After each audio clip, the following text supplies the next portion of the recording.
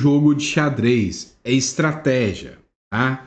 Não pense que o Bolsonaro acorda, sai de casa hoje com uma tornozeleira no pé e fala: "Ah, eu vou fazer uma passeata que tô com saudade de uma passeata". Tudo tem estratégia.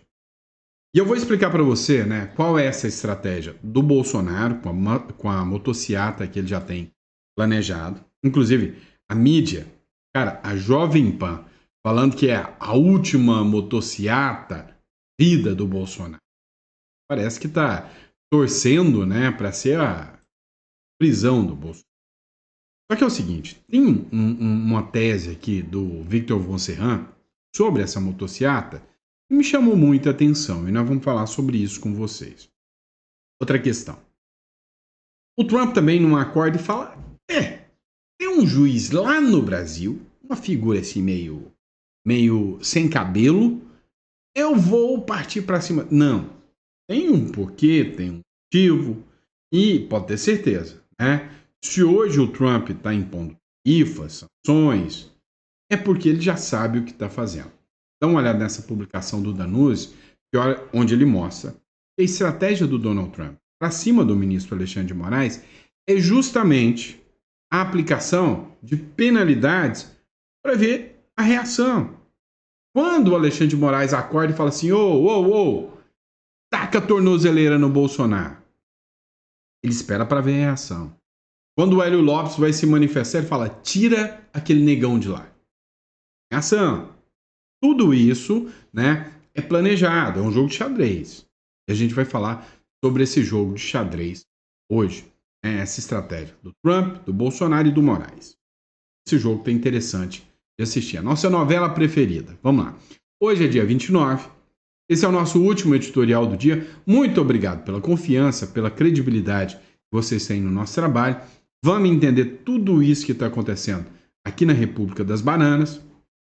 Não esquece de se inscrever no canal. Você busca um canal que traz informação com qualidade, né, com relevância para você. Esse é o canal certo, tá? Então, seja muito bem-vindo. E para você, né, que busca estruturar o seu patrimônio, já ouviu falar sobre holding e offshore?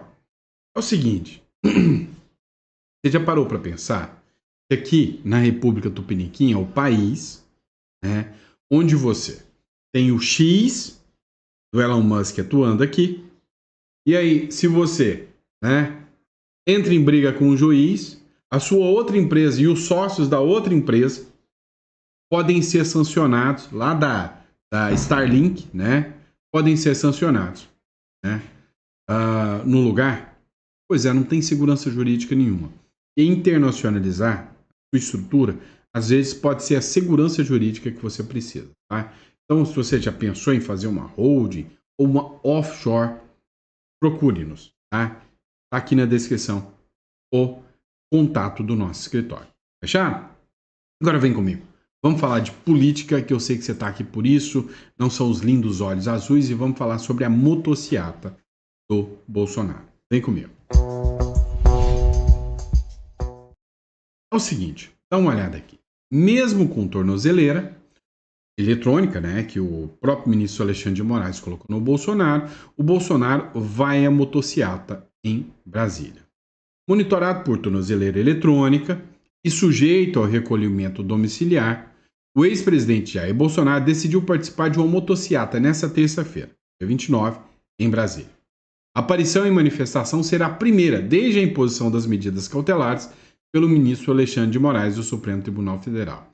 O evento está marcado para as 15 horas na capital Moto Week, um dos maiores encontros de motociclistas da América Latina. Ou seja, o Bolsonaro ele vai aproveitar um grande encontro de motociclistas, que é uma turma que é bem mais ligada ao bolsonarismo, à direita, e vai participar desse evento. O Bolsonaro não pode dar entrevista. Por quê? Porque se algum jornal, decisão de terceiro, publicar isso na rede social, o Bolsonaro se lascou. O que o Bolsonaro está fazendo? Ele está dobrando a aposta. Ele quer aparecer em público, sem ser em entrevista, mas ele não quer sair da mídia. Ele não pode sair da mídia. O que o PT e o ministro Alexandre de Moraes estão querendo em relação Bolsonaro é eliminá-lo do jogo político. Então o Bolsonaro tem que ter eventos agora que ele vai aparecer calado, para que ele não saia da mídia, para que ele não saia, né, do cenário político, porque é isso que o PT e o ministro do Supremo Alexandre de Moraes estão preparando contra ele. Dá uma olhada nessa matéria da Jovem Pan. O Bolsonaro deve fazer a sua última motociata da sua vida em evento nessa terça-feira, segundo aliados. Né? Já rolou essa motociata durante o Capital Moto Week, tradicional evento que reúne centenas de milhares de motociclistas de várias regiões do Brasil. Jair Bolsonaro deve marcar presença em uma motociata em Brasília. A informação foi confirmada pelo Gustavo Gaia. Neste ano, o festival realizado a cerca de 13 quilômetros do centro da capital federal já reúne mais de 340 mil participantes. Bolsonaro esteve presente em edições anteriores, 2019, 2023, apesar de responder a um inquérito no Supremo Tribunal Federal. Por decisão do Alexandre de Moraes, Bolsonaro não pode, né, participar de audiência, né, de reuniões, de entrevistas, nem nada. E aí, aqui, né, o pessoal perguntando, mas peraí, por que o último? Haverá motociata da Vitória no ano que vem? Ó, nunca vi tanta injustiça com uma pessoa só. Último não, muitas que virão. E tá todo mundo falando, mas peraí, por que a Jovem Pan tá falando que é a última motociata da sua vida? Bolsonaro já está condenado. Essa é a grande questão. A aposta da Jovem Pan, a aposta da mídia, é que o Bolsonaro já era condenado, já era. Só que não é bem assim, né? Porque tem muita água que vai rolar debaixo da ponte. Né? Nada está perdido. O cenário político a gente já viu que ele é camaleônico. O Victor von Serran escreveu o seguinte: a oposição do Senado mudou de estratégia. E isso parece interessante. Ao invés da anistia, vão pedir um impeachment do Xerxes, que é o Alexandre de Moraes, né? Some isso, a lei Magnitsky chegando. E a grande adesão à motociata de Bolsonaro. No mínimo, 350 mil pessoas já marcaram presença. E devido ao fato, né, de saber que o Bolsonaro vai agora, um monte de motociclista está indo, porque não é uma manifestação pró-Bolsonaro. É um evento de motociclistas. O Bolsonaro só está lá. Não dá para ser perseguido pelo Alexandre de Moraes. Teremos o maior movimento de pressão de um ministro da história no Brasil. Ou seja, ele acredita que Senado e vai ter uma pressão muito grande contra o ministro Alexandre de Moraes. Segundo o Victor von Serran, o Alexandre de Moraes não terá perdão. Será o primeiro sancionado. Se em 2 semanas os pares não articularem o fim da perseguição e a anistia, muitos outros entrarão na fila da Magnitsky. A União Europeia fechou um acordo histórico com os Estados Unidos e vai entrar na dança das sanções com o Trump. O que está acontecendo? O cenário geopolítico está mudando.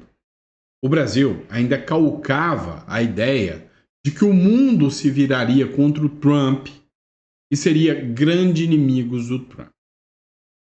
Não é o que aconteceu. A China, que é ali o novo dono do Brasil, né? Que o Brasil é uma cadelinha, né? Que fica se entregando para qualquer um colonialista e para de olhar o tamanho da sua grandeza, do Lula ali querendo entregar o Brasil para a China. A própria China sentou na mesa para negociar. O Narendra Modi, a Índia, sentou na mesa para negociar. Está todo mundo negociando. O Lula está ficando isolado. O ministro Alexandre de Moraes está ficando sem ter para onde recorrer. Entendeu? Toda hora aparece um novo nome partindo para cima do ministro Alexandre de Moraes. E o Bolsonaro tem que buscar ser visto agora. Esse é o intuito. E aí, no próximo bloco, nós vamos falar especificamente dessa sanção que vai chegar ao ministro Alexandre de Moraes. Olha só essa publicação aqui do Danoso, né? O Trump planeja sancionar Moraes primeiro e avaliar reações dos demais. O ministro Alexandre de Moraes, ele vai ser o primeiro a ser sancionado da lei Magnitsky. E aí, o ministro Alexandre de Moraes, ele tem que ser sancionado para servir de exemplo, é o que diz o Donald Trump. Mas se for para servir de exemplo, não pode ser uma sancionadinha. É mais ou menos o seguinte: você tem uma casa com 3 crianças. Aí você chega na mãe, aquela mãe pamonha. Ela quer dar o exemplo para os outros filhos. Um filho faz arte, ela chega lá e fala: ai, não faz isso, Jeremy. Né? Aí os outros olham assim, não adianta. Você tem que chegar e com a bifa assim, e pau! Pro moleque chorar. Mostrar o desespero. Para os outros não fazerem mais. Né? Para os outros não fazer mais. O Donald Trump vai fazer isso. Se o Donald Trump chegar com decisãozinha de peito de velho na Magnífica, os outros ministros vão... a gente tá com Moraes, igual o Gilmar Mendes acabou de falar. Então, a minha aposta é que o Trump chegará com sanções pesadas. Não é à toa que o Donald Trump argumentou que na aplicação, né, da lei, da sanção que ele colocará ao Alexandre de Moraes, né, ele sancionará os bancos que derem apoio ao Moraes. Ou seja, ele está disposto a arrancar bancos brasileiros e aí que se dane os investidores de qualquer sistema bancário norte-americano.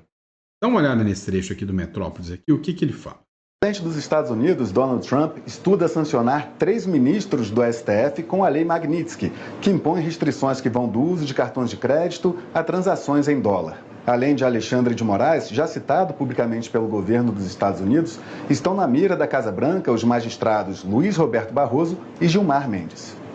Washington avalia que, por presidir a Suprema Corte, Barroso teria parcela de responsabilidade por decisões de Moraes que, na concepção da Casa Branca, violariam direitos humanos. Gilmar Mendes, por sua vez, entrou na mira do governo Trump por ser o ministro em atividade mais antigo no STF. De acordo com auxiliares do presidente dos Estados Unidos, Gilmar exerceria influência sobre seus pares por ser o decano da corte. Em um primeiro momento, Trump planeja sancionar apenas Alexandre de Moraes com a Lei Magnitsky, de modo a analisar como os demais integrantes do Supremo se portarão após a medida. Como próximo passo, a Casa Branca estuda estender a punição a Barroso, Gilmar e também ao Procurador-Geral da República. O presidente dos Estados Unidos... Olha só. Procurador-Geral da República, Rodrigo Pacheco. Assim, a lista de sancionados é gigantesca. É por isso que a visão do Donald Trump é impor essas sanções, mas de forma, assim, exemplar. Exemplar. E ele está disposto a isso. Ele sabe, né, onde ele está pisando. E aí, às vezes você pensa, mas vai parar por aqui. O que ele fez? Olha a estratégia do Trump. Eu vou primeiro dar um cheirinho aqui, tirando vistos. Aí já arrancou o visto do Pacheco, já arrancou o visto dos ministros todos do STF, né? Na verdade, 8 ministros do STF. Sobrou só o Fux, o Mendonça e o Cássio Nunes. E eu, se eu fosse o Mendonça, eu ia lá na Disney e postava uma foto com aquele bonezinho do Mickey, só para implicar, né? Só para mostrar, tá vendo? Vocês têm visto os outros ministros do STF? Não, não tenho visto. Eles também não, tá? Então, assim, o que acontece? Já começou a aplicar algumas sanções. Coisa leve, tirar a vista é batata. É brincadeira de criança. Agora, contra o Alexandre de Moraes, a minha aposta é que virá pesado de tal maneira que ele tenha que servir como exemplo para depois aplicar nos demais. E aí, outros vão entrar nessa. O que o Donald Trump tem que entender, tem que passar, é a ideia de que muitos vão entrar. Olha só essa matéria da Revista Oeste. Advogados articulam sanções dos Estados Unidos contra o presidente da OAB.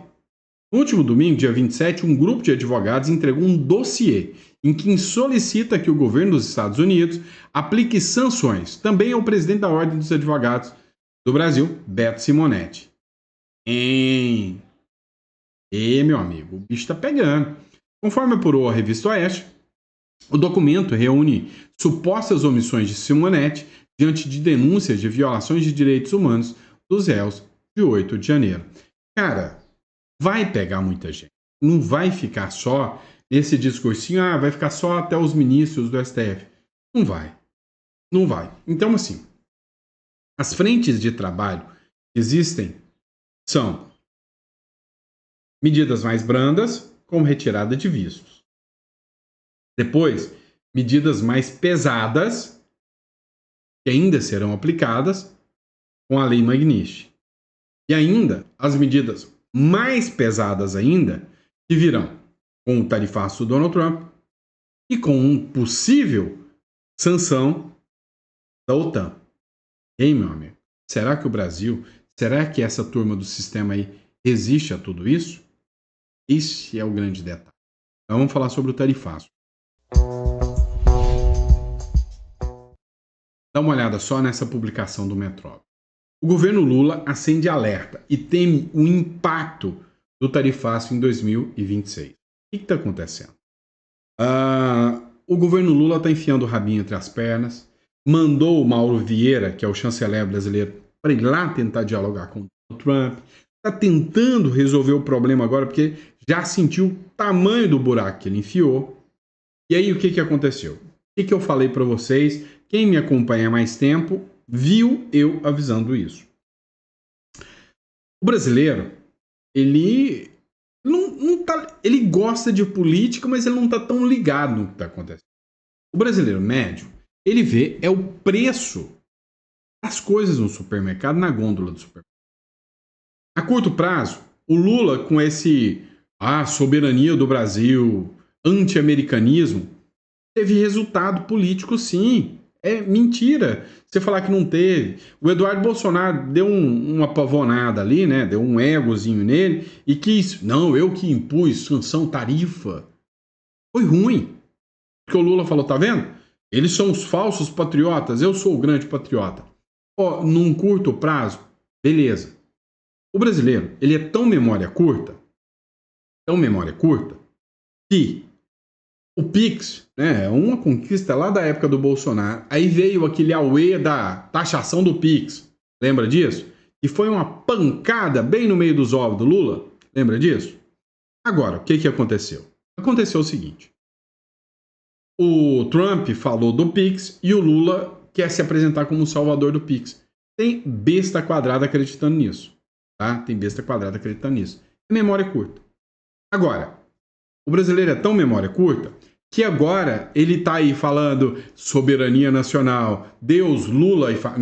pátria, Lula e família, né? Ou não, pátria, Lula e mensalão. Pois é, estão defendendo.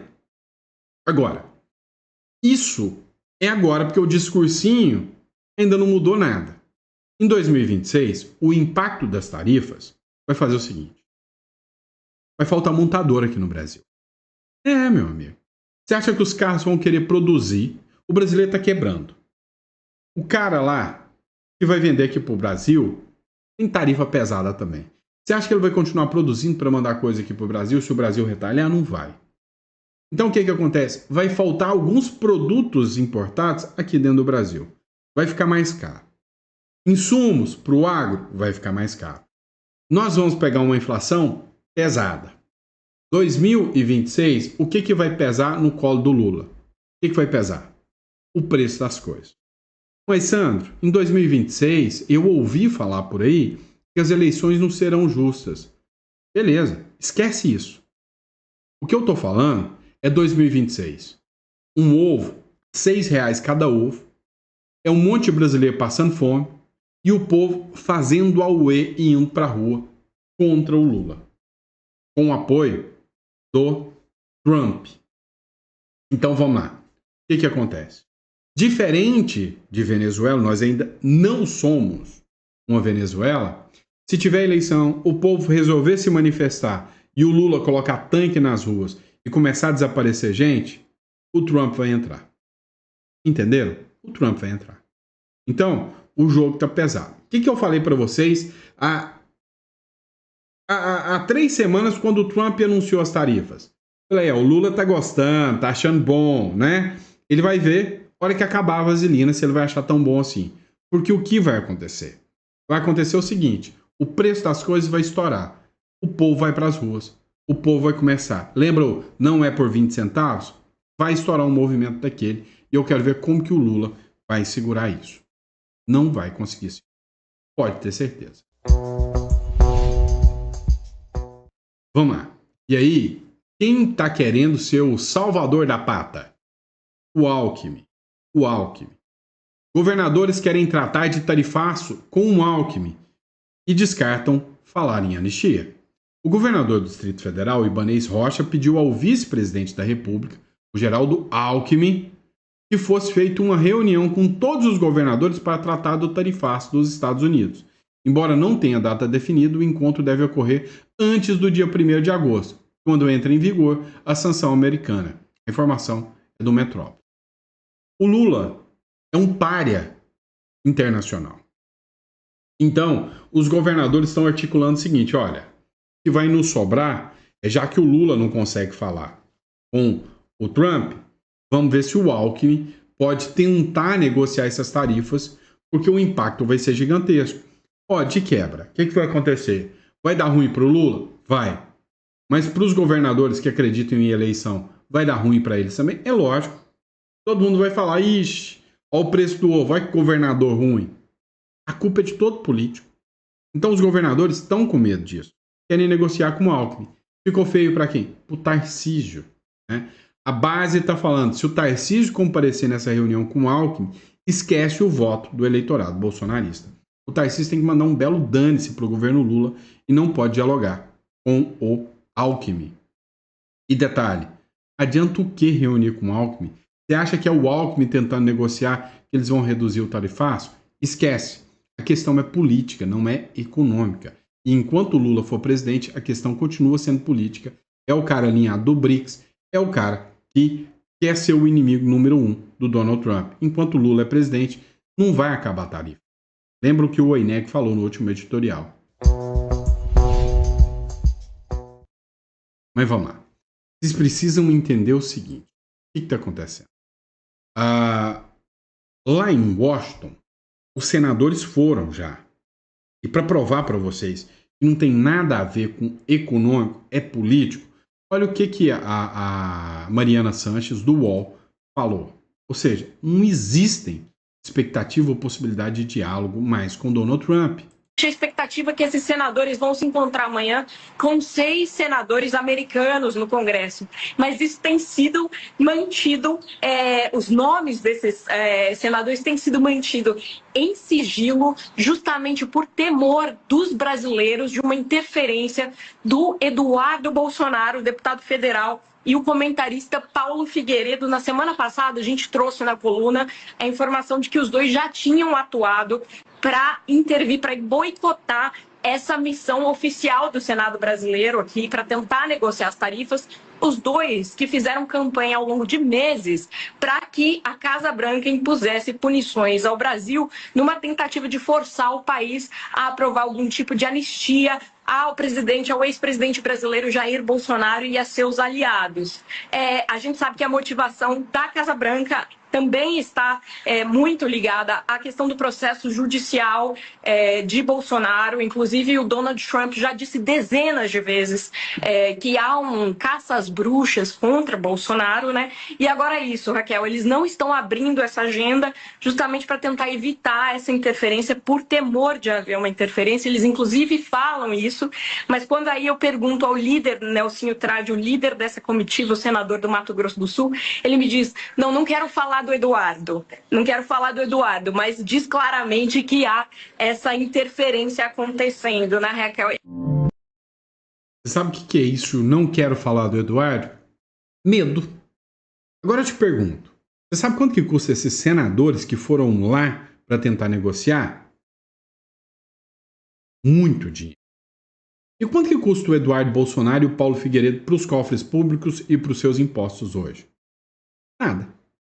Agora, você está me dizendo que esse bando de senador tá com medinho do bananinha que vocês riam tanto da cara dele? É isso? Né? Quer dizer que ele é muito mais efetivo que esse bando de senador que foi lá e ouviu um não gigantão? Sabe por que eles não anunciaram uma agenda? Medo de passar vergonha. Tá? Medo de passar vergonha. Vamos lá. Olha, gostei dessa publicação aqui. Ó. Pela cara dos jornalistas, o desespero tá batendo. Cara, CNN Brasil, essa turma, né, não vai conseguir dialogar em nada. Dá uma olhada. O deputado Giovanni Cherini que publicou. Sempre tem a primeira palavra. Para a gente ouvir do Lorival lá em Washington, se há qualquer indício, qualquer evidência, qualquer informação, Lorival, de que se estabeleceu algum tipo de diálogo com a Casa Branca. Não. Nem a Casa Branca, nem o Departamento de Estado. Não há nenhum diálogo, não há nenhum canal aberto e são os Estados Unidos que não querem esse canal. Realmente, a ordem do presidente Trump é de congelar essas relações com o Brasil, de adotar mais medidas que devem vir nos próximos dias contra autoridades brasileiras e de seguir nessa escalada no campo político. Então, realmente, os canais que se abriram hoje foram com o empresariado americano. Acho que a gente vai falar ainda sobre isso, né? Mas no campo político as portas estão realmente fechadas. Pois é, no campo político as portas estão fechadas, não para o Eduardo Bolsonaro e não para o Paulo Figueiredo, que nem é político, estão com medo deles. Mas peraí, continua, né? Essa aqui é boa, tá? Ele continua falando que o Marco Rubio adquiriu uma verdadeira ojeriza pelo governo Lula. Dá uma olhada o que o Lorival Santana falou aqui sobre, né, o principal articulador do Donald Trump. Marco Rubio realmente ele adquiriu uma verdadeira ojeriza pelo governo Lula. Então, esse é um foco bastante importante, sim. E neste momento, não adianta tentar uma conversa entre o Lula e o Trump, ou entre o chanceler brasileiro e o secretário de Estado americano. Realmente há uma animosidade muito grande neste momento. Essa oportunidade já passou e foi... e estou fazendo aqui uma análise e nenhum tipo de juízo de valor sobre se está certo ou se está errado. Estou dizendo assim, essa oportunidade já foi perdida um tempo atrás com os discursos do presidente Lula, em que foi levado para o presidente Trump como sendo tentativas do Lula de humilhar o Trump. E isso, inclusive, foi comunicado hoje aos senadores brasileiros, que foi explicado isso para os senadores brasileiros, que a situação política é realmente muito ruim e que agora o que tem de mais assim factível neste momento mesmo é tentar obter algumas exceções para alguns setores brasileiros e tentar separar a parte comercial da parte política, porque a parte política realmente é algo que parece inevitável, assim, do ponto de vista da escalada. Como eu já tinha trazido essa apuração antes, eu confirmei hoje que há realmente, né, um plano já desenhado assim, de uma escalada que pode culminar realmente na suspensão das relações diplomáticas, na volta da embaixadora brasileira. E a sensação das pessoas aqui em Washington é de que o governo brasileiro também não se importa muito, assim. Só a sensação de que não se importa? Eles sabem que o governo brasileiro, na verdade, ele quer ser inimigo dos... Vamos ser sinceros aqui. Bolsonaro virou muleta. Muleta? Como assim, Sandro? Bolsonaro virou muleta? É o seguinte, o Lula, cara de pau, né? Falar que a questão é do Bolsonaro. Cara de pau dos jornalistas. Não, mas é por causa do Bolsonaro. Não é. Todo mundo sabe que é por causa das falas do Lula. É o BRICS tentando desvalorizar o dólar. É o Brasil fechando acordos do judiciário brasileiro com o judiciário chinês. É dos chineses vindo aqui no Brasil para tentar regulamentar e censurar a rede social. E aí ele usa, mas a culpa é do Bolsonaro. Isso é muleta. A verdade é que a culpa todo mundo já sacou, né? Você viu a cara de desespero aqui do Lorival Santana aqui, né? De sabe, depressão, que depressão, né? Do Lorival Santana aqui. O que vocês têm que entender? Todo mundo já viu. O Brasil virou, né? Uma pária internacional, uma vergonha internacional. Você viu a publicação, a nova publicação da Veja? Viu não? Vem cá que eu te mostro. Ó, Milei e Modi, ainda Modi, lideram índices de popularidade mundiais. O Lula, o Lula, o pai dos pobres, o grande estadista, fica na lanterna. O petista aparece em 18º lugar com 32%, bem atrás do presidente dos Estados Unidos, Donald Trump, que está em 8º%. Todo mundo falando, o povo está odiando o Donald Trump. Pois é, odeia muito mais o Lula.